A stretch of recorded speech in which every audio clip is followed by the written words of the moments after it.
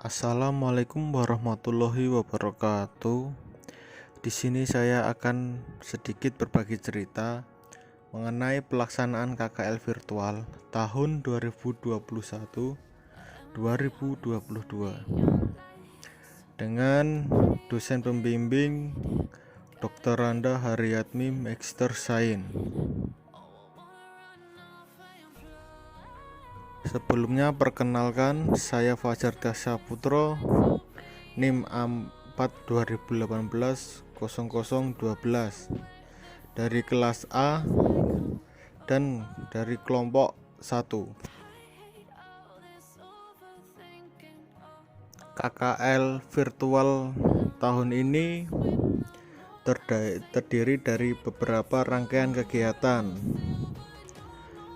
yaitu yang pertama pembekalan, yang kedua kuliah pakar 1, 2, dan 3, yang ketiga observasi, yang keempat konsultasi proyek mini, yang kelima laporan proyek mini, yang keenam presentasi akhir.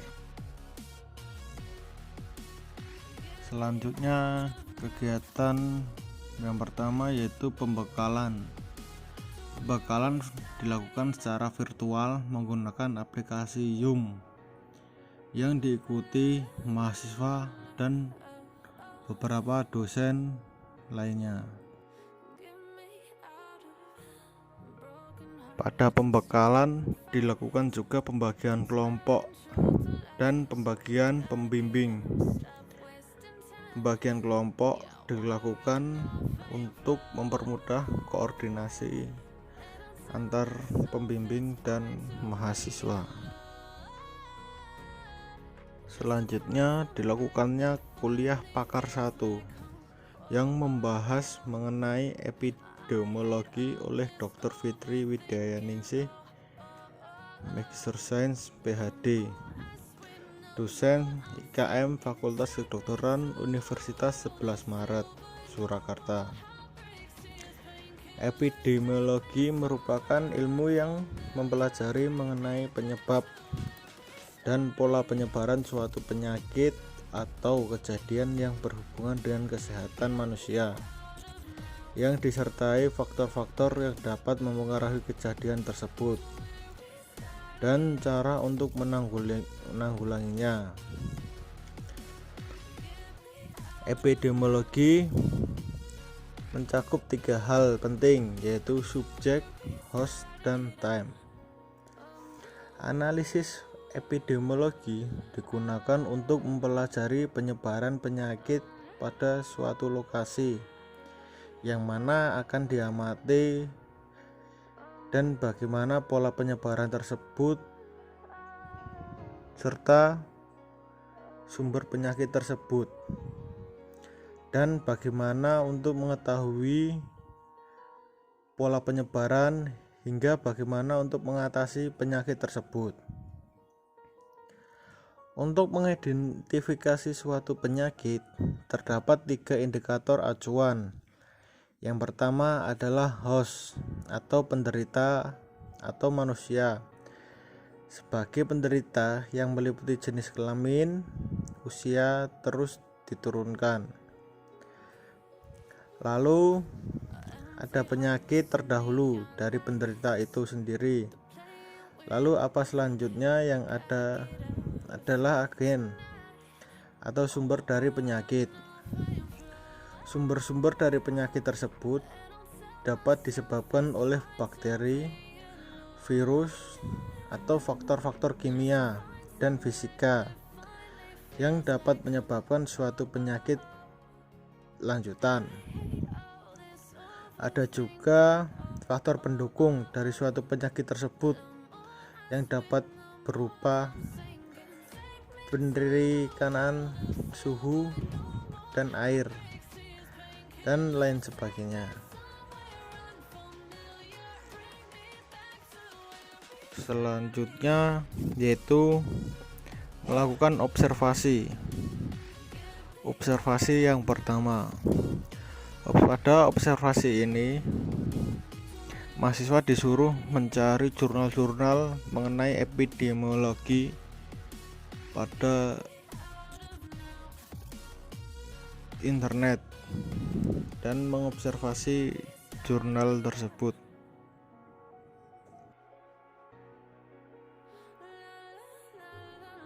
Kegiatan selanjutnya KKL yaitu mengonsultasikan proyek mini 1, yaitu kepada dosen pembimbing melalui media WhatsApp.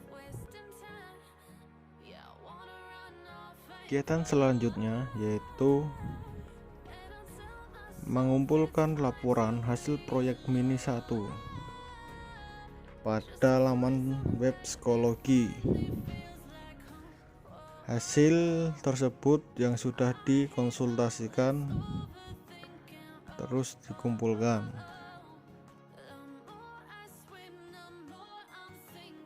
Selanjutnya kegiatan KKL virtual yaitu kuliah Pakar 2 oleh Ibu Lulus Susanti yang membahas mengenai vektor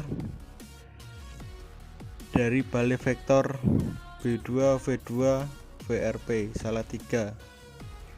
Beliau memaparkan bahwa vektor dapat diartikan sebagai hewan yang dapat membawa dan menularkan penyakit dari penderita kepada orang lain. Vektor sendiri dibagi menjadi 2, yaitu vektor mekanis dan vektor biologis. Yang pertama adalah vektor mekanik. Vektor mekanik adalah hewan yang dapat menularkan penyakit dari bagian luar tubuhnya. Dalam artian, ketika virus atau bakteri menempel pada hewan tersebut atau inang, tidak mampu masuk ke dalam tubuh inang. Contohnya adalah lalat, kecoa, dan semut. Sedangkan vektor biologis adalah hewan yang dapat menularkan penyakit melalui virus atau bakteri yang dapat masuk ke dalam tubuh hewan tersebut sebelum akhirnya ditularkan kepada orang lain. Contohnya adalah nyamuk, tengau, dan tikus. Salah satu vektor penyakit ada nyamuk. Ya, seperti yang kita tahu, nyamuk ini dapat menularkan berbagai macam penyakit seperti malaria dan DBD di Indonesia. Nyamuk dapat menjadi vektor yang dipengaruhi oleh kepadatan populasi. Nyamuk seperti itu sendiri, lalu kerentanan dan ketahanan tubuh nyamuk serta usia nyamuk tersebut. Pencegahan yang dapat kita lakukan untuk mencegah vektor penyakit adalah selalu menjaga lingkungan agar tetap bersih, lalu memakai lotion anti serangga dan memakai pakaian panjang guna mencegah timbulnya area yang dapat menjadi tempat tinggal bagi vektor, serta mengurangi kegiatan di malam hari dengan cara penanggulangan waktu penyebaran suatu penyakit yang dapat diselesaikan dengan karakter vektor tersebut dan penyebab penyakit tersebut. Selanjutnya yaitu observasi kedua. Pada kegiatan observasi 2 ini yaitu melakukan studi pustaka mengenai penyakit vektor yang dilakukan oleh hewan moluska.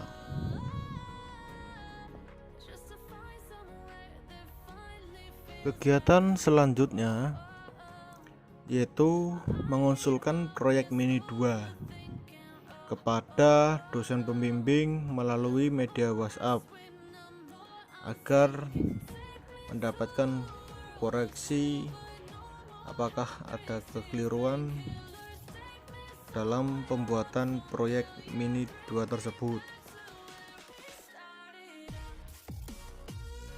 Kegiatan selanjutnya yaitu mengumpulkan laporan hasil proyek mini 2, yaitu pembuatan infografis mengenai vektor penyakit yang disebabkan oleh hewan moluska.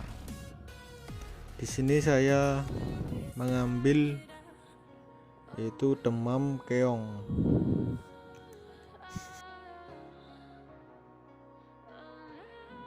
Selanjutnya kegiatan KKL virtual yaitu kuliah pakar 3. Pada pertemuan kuliah pakar 3 yang membahas tumbuhan sebagai immunodubulator oleh Bapak Saryanto, sarjana farmasi apoteker dari B2V2 tumbuhan daerah Tawangmangu. Beliau memaparkan bahwa herbal sebagai toga merupakan sekumpulan tanaman yang dapat berkhasiat sebagai obat yang ditanam dan dirawat di perkarangan rumah, serta tumbuhan tersebut dapat diramu untuk memelihara kesehatan keluarga. Secara garis besar, tahapan pengembangan obat herbal terbagi menjadi 3 hal, yaitu jamu obat herbal dan fitokormaka pada kondisi seperti ini, yang menuntut pada setiap individu untuk dapat berlindung dari adanya virus. Sistem ini berhubungan dengan adanya sistem daya tahan tubuh, sehingga apabila daya tahan tubuh kita baik, maka tubuh juga akan merasa sehat. Begitu juga sebaliknya, apabila kedayatahanan tubuh kita kurang, maka tubuh juga akan mudah terserang penyakit. Di dalam daya tahan tubuh terdapat beberapa sistem imun yang berfungsi untuk mempertahankan tubuh dari serangan penyakit. Contoh dari tanaman-tanaman immunobulator ini ada kunyit, temulawak, jahe, daun, jambu, dan lain sebagainya, yang dapat kita peroleh dengan berbagai macam cara, melalui dari bumbu suatu masakan yang direbus dan diambil sarinya. Ada juga yang dioleskan dengan berbagai macam cara lainnya. Kegiatan KKL selanjutnya yaitu mengusulkan hasil proyek mini 3 kepada dosen pembimbing melalui media WhatsApp, yaitu tugas membuat katalog tanaman immunobulator. Kegiatan selanjutnya yaitu mengumpulkan laporan hasil proyek mini 3, yaitu pembuatan katalog tanaman immunobulator dan serta mengumpulkannya pada web psikologi serta menguploadnya pada Instagram aplikasi.